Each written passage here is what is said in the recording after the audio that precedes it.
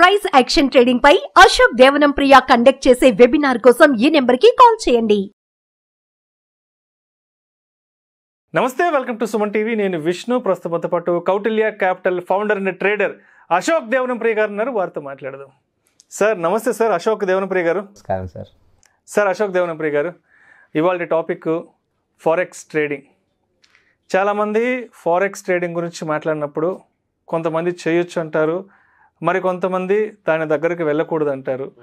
ఏంటి అసలు forex trading అనేదాన్ని ఎలా అర్థం చేసుకోవాలి?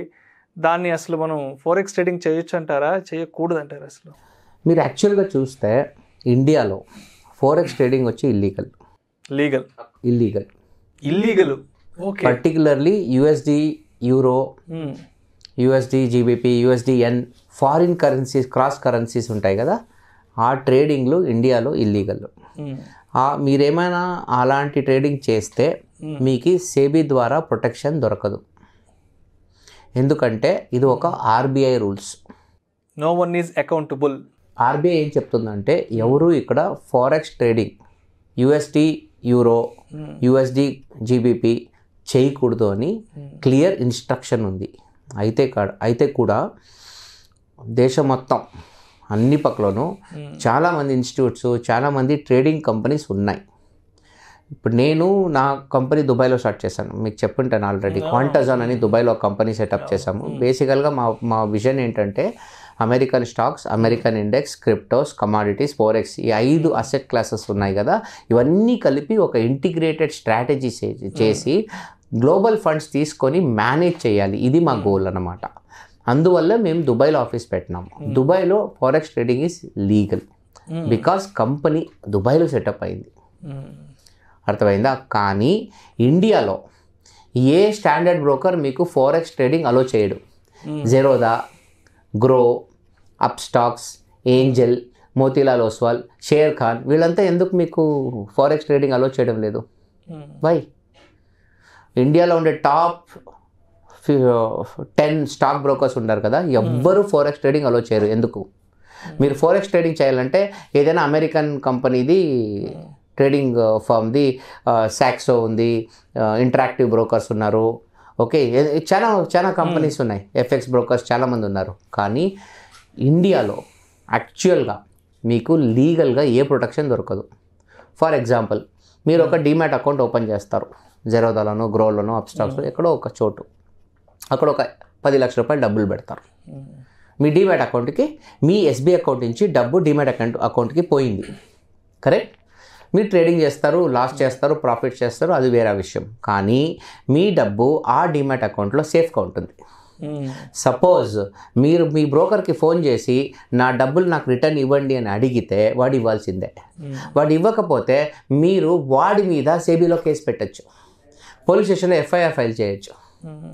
కానీ మీరేమైనా ఏ స్టాక్ ఫారెక్స్ ట్రేడింగ్ బ్రోకర్ దగ్గర మీరు అకౌంట్ ఓపెన్ చేస్తే మీకు లీగల్గా ఇండియాలో ఏ ప్రొటెక్షన్ దొరకదు. ఎందుకంటే what you did is against law. Okay, forex trading ఇప్పటికి కూడా అన్ని ఫారెక్స్ ట్రేడర్స్ ఫారిన్ ట్రేడర్సే ఉంటారు.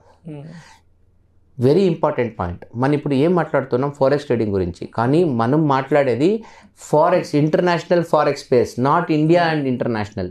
ఇప్పుడు మీరు యూఎస్డి ఐఎన్ఆర్ ట్రేడ్ చేసే అవకాశం మన కరెన్సీ మార్కెట్లో ఉండేది. కానీ USD euro, USD GBP, USD yen, USD Canada, USD Australia, ఇవి అవకాశం ఉండలే. ఇప్పుడు కూడా ఎవరే అకౌంట్ ట్రేడింగ్ చేయాలంటే ఆ కాన్సెప్ట్ ఎలా ఉంటుంది తెలిసిన? మీద బ్యాంక్ అకౌంట్ ఉంటుంది, మీరు ఒక డీమ్యాట్ అకౌంట్ చేస్తారు, మీరు కేవైసీ చేస్తారు, మీ డీమ్యాట్ అకౌంట్కి మీ బ్యాంక్ అకౌంట్ ద్వారా మీరు డబ్బులు పంపిస్తారు. మళ్ళీ మీ డీమ్యాట్ అకౌంట్ నుంచి మీ అకౌంట్కి మీరు డబ్బులు తీసుకుంటారు. కానీ ఈ ఫారెక్స్ అనే ఇండస్ట్రీలో మీ ఓన్ అకౌంట్ నుంచి డైరెక్ట్ పంపించి డైరెక్ట్ తీసుకునే అవకాశమే లేదు. మీరు ఎవరికో డబ్బు పంపిస్తారు, వాడు మీకు అకౌంట్ ఇస్తాడు, ఒక $10,000, $20,000, $50,000 వేసి ఒక అకౌంట్ ఇస్తాడు. ఆ ఒక అకౌంట్కి ఏ లీగల్ శాంక్టిటీ ఉండదు. రేపేమైనా వాడు మొబైల్ ఆఫ్ చేసేస్తే మీకు ఎట్టి పరిస్థితుల్లో కూడా మీ డబ్బు రిటర్న్ రాదు. నేను దాదాపు 100 మంది ఫారెక్స్ ట్రేడర్స్తో మాట్లాడినాను. మన డబ్బుకి ప్రొటెక్షన్ ఏంటి? వాళ్ళందరూ ఏం చేస్తారంటే మెజారిటీ ఆఫ్ ద పీపుల్, నేను $10,000 పెట్టినా దాదాపు 8 లక్షల రూపాయలు నాకు ప్రాఫిట్ తీసుకుంటేనే వచ్చేస్తుంది, నేను దానిపైన పెట్టను. నేను 100 కోట్లు పెట్టాలి ఇప్పుడు చెప్పు, నేను 10 కోట్లు పెట్టాలి ఇప్పుడు చెప్పు, నా డబ్బుకి సేఫ్టీ ఏంటి? సో అది చాలా ముఖ్యమైన విషయం. మీరు ఏ అసెట్ క్లాస్లో డబ్బులు పెట్టినా మీకు ఆ బేసిక్ ఇన్ఫ్రాస్ట్రక్చరల్ సపోర్ట్ ఉందా? మీ డబ్బు సేఫా? ఫస్ట్ ఆఫ్ ఆల్ ట్రేడింగ్ అనేది రిస్క్ మీకు తెలుసు, కానీ ట్రేడింగ్ క్యాపిటల్లే రిస్క్లో పడిపోతే అర్థమవుతుందా మీకు? సో ఇది చాలా చాలా ఇంపార్టెంట్ అన్నమాట. ఈరోజు మీరు దేశంలో చూస్తే దాదాపు ఏ ఏరియాలో పోయినా ఒక ఫారెక్స్ ట్రేడింగ్ ఆఫీస్ ఉంటుంది, కానీ అది ఏది లీగల్ కాదు. వాళ్ళు ఏమైనా రేపు కొట్టు మూసేస్తే మీ డబ్బులు బొక్కే.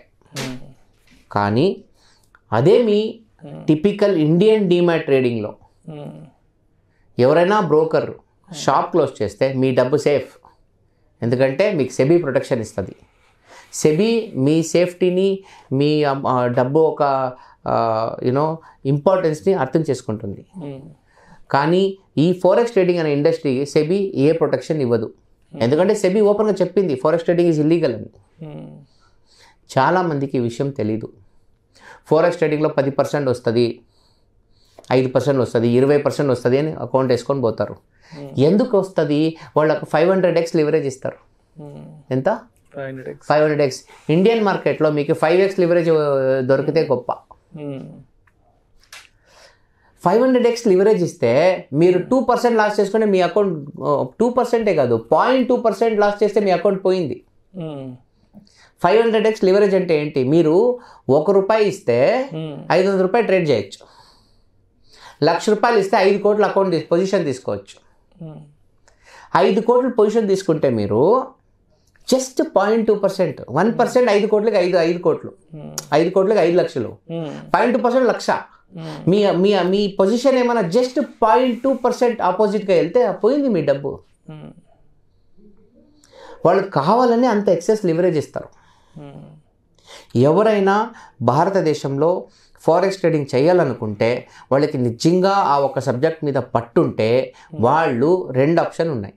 ఒకట గుజరాత్ గిఫ్ట్ సిటీలో పోయి వాళ్ళు ట్రేడింగ్ చేసుకోవచ్చు ఫారెక్స్ ట్రేడింగ్, లేకపోతే వాళ్ళు ఏదైనా ఒక of sure reason Dubai, Singapore, okay, Cayman islands, Mauritius ఎక్కడో ఒక సైడ్లో పోయి అక్కడ demat forex trading account create చేసుకొని ట్రేడ్ చేసుకోవచ్చు. This is the ultimate point. కానీ ఇక్కడ ఎవరికి డబ్బు ఇచ్చినా డబ్బులు రావు. అది ఒకటి. అన్నిటికన్నా పెద్ద విషయం ఏంటంటే డబ్బా ట్రేడింగ్ అనే కాన్సెప్ట్ ఉంది. డబ్బా ట్రేడింగ్ అంటే ఒక మెషిన్ ఉంటుంది, అక్కడ ఆర్డర్ పెడుతూ ఉంటారు మీరు, బై సెల్ జరుగుతూ ఉంటుంది, కానీ ఆ ఆర్డర్ ఎక్స్చేంజ్కే వెళ్ళదు. ఒక ఫేక్ మెషిన్ ఊరికే ఏదో ఒక నంబర్ చూపిస్తూ ఉంటుంది, లాస్ట్కి మీ డబ్బులు లాగేసుకుంటుంది. ఇలాంటి డబ్బా ట్రేడింగ్ ఫారెక్స్ అకౌంట్లు బోర్డంత ఉన్నాయి. నా ప్రకారం ఇండియాలో at least 25% forex trading accounts are all dabba trading. దాని ఇంగ్లీష్లో ఇంకేదో స్పెసిఫిక్ నేమ్ ఉంది గ్లోబల్ లెవెల్లో. సో అందువల్ల మేము రికమెండ్ చేసేది ఏంటంటే ఎట్టి పరిస్థితుల్లో కూడా ఫారిన్ ఫారెక్స్ పేర్ ట్రేడింగ్ చేయకూడదు. చేయాలనుకుంటే కూడా ఒక చిన్న వెరీ స్మాల్ అకౌంట్లో చేసుకోవచ్చు, ఎందుకంటే డబ్బులు పోతే అది రిటర్న్ వచ్చే ప్రసక్తే లేదు. Thank you so much Ashok Devanampriya గారు. ఫారెక్స్ ట్రేడింగ్ గురించి అంటే నేను కూడా ఎప్పటి నుంచో అనుకుంటున్నాను, అందరు ఎక్స్పర్ట్స్తో అన్ని రకాల టాపిక్స్ గురించి మాట్లాడుతున్నాను, బట్ నాకు ఫారెక్స్ ట్రేడింగ్ గురించి కంప్లీట్ ఇన్ఫర్మేషన్ ఇచ్చేవాళ్ళు ఎవరు దొరుకుతారా ఏంటి అంటే నేను కూడా ఆడియన్స్కి ఇలాంటి ఒక మంచి ఇన్ఫర్మేషన్ని కన్వే చేద్దాం అనుకున్న టైంలో అండ్ ఇవాళ మీ ద్వారా అసలు ఈ ఫారెక్స్ ట్రేడింగ్ అనేది ఇండియాలో చేయడానికి దీనికి ఎంతవరకు చట్టబద్ధత ఉంది, అసలు ఇది చేయొచ్చా చేయకూడదా, అంటే ఇది కానీ చేస్తే దీనివల్ల ఎటువంటి పర్యావసనాలు ఎదుర్కోవాల్సి వస్తుంది, అదేవిధంగా బయట దేశాల్లో దీనికి ఉన్న రిలీఫ్ ఏంటి, అంటే మన దేశంలో దీనికి ఉన్నటువంటి చట్టాలు ఏంటనే దాని గురించి కూడా చాలా చక్కగా చాలా సరళమైన భాషలో మీ అనాలిసిస్ తెలియజేశారు. Thank you so much sir. Thank you sir. Suman టీవీలో మీ పర్సనల్ అండ్ బిజినెస్ ప్రమోషన్స్ కోసం కింది నెంబర్కి కాంటాక్ట్ చేయండి.